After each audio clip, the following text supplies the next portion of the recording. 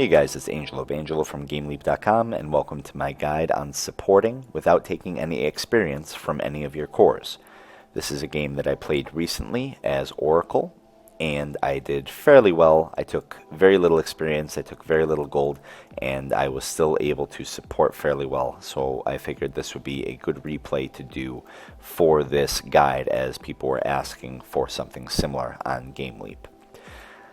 I am playing Oracle. My friend is playing Luna. I know the Luna personally, so I feel like it's going to be a fairly strong lane. We will start the replay up and see what happens. Undying gets a ward. We don't see it. I put a ward there. Now I go mid and I shoot a Fortune's End. Now I stay mid. And then I come back. And then I shoot another Fortune's End. Bam. So why am I shooting Fortune's End? What am I doing? Well, I'm shooting Fortune's End to harass. Why am I harassing? As you can see, I've taken no experience. I'm still at 0. Wind Ranger is halfway to 2, and this guy is 2. The reason is they have more creeps. So this is beneficial because it does a little bit of zoning for the Zeus, as far as giving the Wind Ranger a little bit of space. But more importantly, there's nothing that I can do against this lane. If you think about Luna and Oracle and how strong of a combo that is, I would personally say it's probably not strong. Now, if you look at Undying and filling your hero, it doesn't really matter. That's a strong lane. You can put any hero with Undying and it's just instantly strong because Undying is amazing in the laning stage. So by placing more heroes in the safe lane, you're actually playing to Undying's strength because a lot of his spells are AoE. Tombstone and Decay both have an area of effect. So why don't you see Undying as a safe lane support, helping Slark?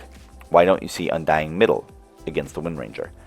Because he has AoE spells. And typically, AoE spells are balanced by being a little bit weaker than single target spells because they can hit multiple units. If Finger of Death started off as AoE, it would be very strong. If it was global, it'd be very silly. It does too much damage. You'd have to either lower the damage or increase the cooldown to, I mean, it's already almost 3 minutes at level 1. But you get the idea. You have to balance things out. So by placing Undying against one hero, it makes him very uncomfortable. This is not a lane that Undying really wants to. He wants 2 heroes against him. He wants 3 heroes against him. The more the merrier. The more decay stacks, the harder he right-clicks, the merrier. Right now he has no right-click because he has no decay stacks. I mean, I'm sure he's getting 1 here, but that's still nothing. Especially if Luna gets a wand, then it's going to counter him completely. So Luna is very self-sufficient. She has very low health, very low armor, but she is kind of ranged, and she has good move speed, which is nice. Got Undying with 310, and Centaur adds 300. So I don't feel that she's in a ton of danger. So what do I do now? Well, I still can't go top. So what do I do? I mean, I can either hit another Fortune's End, or what I actually do is I go for a Courier snipe. Now, unfortunately, my timing is a little bit slow, and Zeus actually gets his bottle. Now, Courier snipe is still good, but it's not great. If you snipe it with the bottle on it, you've pretty much won mid for your team, and you could very well win the game just off of that small snowball, because it's so early in the game and there's so much potential still to get a snowball going. So I go kill the Courier. Now, unfortunately, our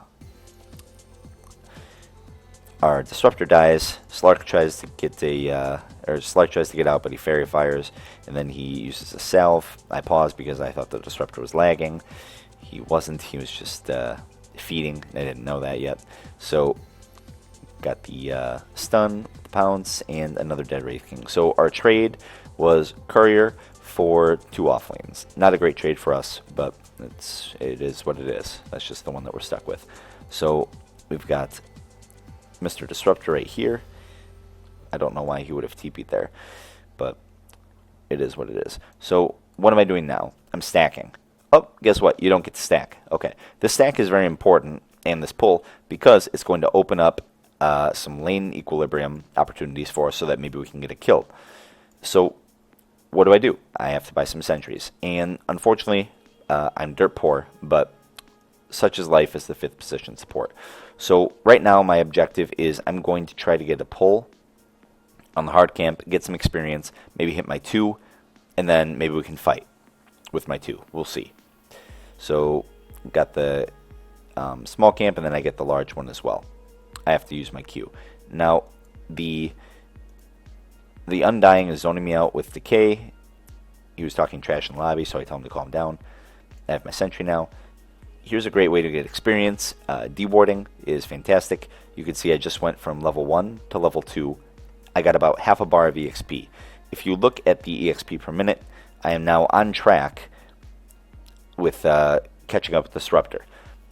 Now, this was someone, if you look a moment ago, I had 5 experience per minute.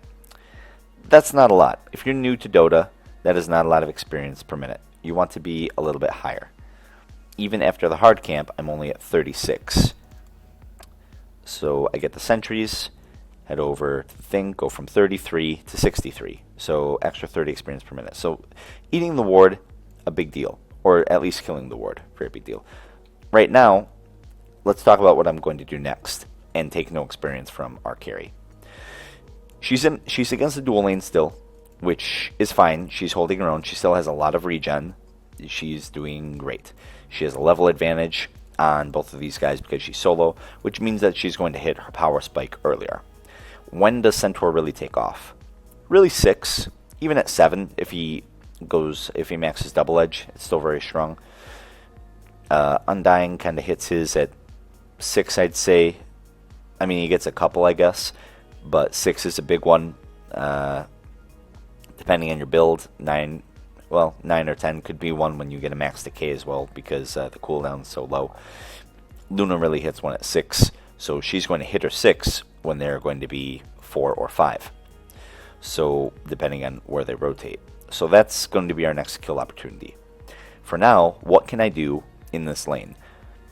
Well, Oracle versus Centaur does nothing. But Oracle versus Undying also does nothing. So what do? We get the rune coming up. So let's take a gamble and see what we get for the rune.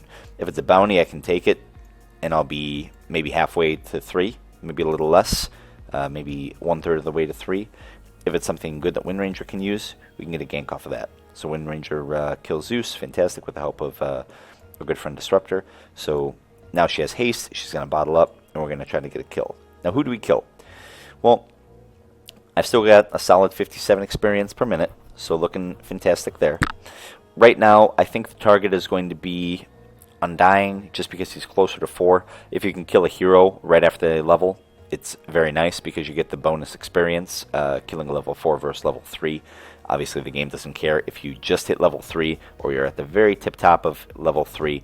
It's all the same experience. So you want to try to time things as far as your ganks, you want to time them around levels in some sort of manner. There are a lot of things that you want to time your ganks around, but levels are one of them. If you feel that you can hold off an extra 10 seconds to wait for them to get a level and then kill them, if it's a guaranteed kill, do it. It's more experience. Why not? It's only 10 seconds. It's a big deal. So let's see what happens here. She comes up. She has her haste. She baits this guy. I do my little combo, get a shackle. This power shot is just disgusting. Watch this. He missed it. Oh well. What a replay system. So we have a kill here. I'm still 79 experience, so I'm doing okay. Probably get some stacks going from Luna. I say sick lane top, and he decays me and takes off my clarity, which is, I guess that's karma. That's what you get. Talk trash, lose your clarity. General rule of Dota. So got this stacked. Luna's self-sufficient again. That's 1v1 against Undying, which Undying really hates. So Luna just hit her 6. This is her little power spike. So you want to be using your Eclipse as soon as humanly possible. You don't want to hold it all game. You're not going to get Eclipse at 6 and then waste it 20 minutes in the game. You want to use it as often as humanly possible. Well, how do you use it? I ask Luna, how do you want to try to use Eclipse? Basically, he's just going to flat out use it. He doesn't really care. So he's, oh, I hope you don't kill this range creep. Oh, you sucker! So he got baited into that pretty hard. I don't know what he was thinking, the Undying, but I mean, that was a very obvious play. Maybe he didn't see that Luna was 6 already because he's only 4, and maybe he clicked my level and saw I was 2 and just expected the lane to be doing horribly. I don't know. So now it's a free lane, so I'm just going to take some creep kills, stack a bit for Luna. So what's my next thing? I mean, I'm going to hit 3. And maybe not. Undying's just going to keep zoning me out like a jerk. So I'm still 2. I've got some wards, and I just picked up my boots. So this is fantastic. We got a gank going on Undying, and he gives us a free tombstone. It's my lucky day. Got a free tombstone and a free Undying. Great day today. So we got this stacked again. Fantastic. Now, it's the 7-minute mark, which means it's time to ward. That's the famous support warding time. 7 minutes, time to ward. So I refresh this ward right there. But where does my second ward go? Because I have one more. Where does the second ward go? Let's talk about giving your carry experience. How can I give my carry experience? Ward defensively. So I'm going to ward here. I wait for a bit because Undying's in my A, and I don't know if he TP'd and he's going to kill me. Because really he could. I'm still only level 3. Now, he's about to hit 5. Now, I placed 2 wards pretty much right next to each other. Why did I do this? Because Luna has free farm. Luna, gold per minute is, I would think, the highest. No, very close with Wind Ranger. But it's still very high. And this is a fairly easy gank for the Dire. Especially when Centaur hits 6. All you have to do is smoke, Centaur ult, run up to her. There's nothing that she can do, especially if there are several heroes, because Eclipse isn't that powerful. And I think Centaur right now should be maybe early 5. No, because I'm almost 5. Or no, that's not me. I was looking at my icon. So I just broke 3. That's right. So he'll be early 5. So he's early 5. And 2 minutes and he'll hit 6. So at that point, these wards need to be up, because I don't know where I'm going to be. He needs to see Centaur, he needs to see rotations coming. Undying can't solo him, but if more people come, he needs to realize that Centaur can ult, and he can die. So I'm going to make space in other lanes, and Luna can farm, and farm safely with these wards, without fear of being overrun by Centaur. So I'm just chilling here. I'm doing my thing. I'm going to miss my stack, and maybe I won't. So Luna stacks there, I stack there. What a great game. Alright guys, that's going to wrap it up for my first video on supporting without taking any experience from your course. We covered the laning phase, your first wards, and then your second set of wards, along with early rotations. I'm going to come out with my second video on the series within a couple of days, hopefully. Until then, I'll talk to you guys later.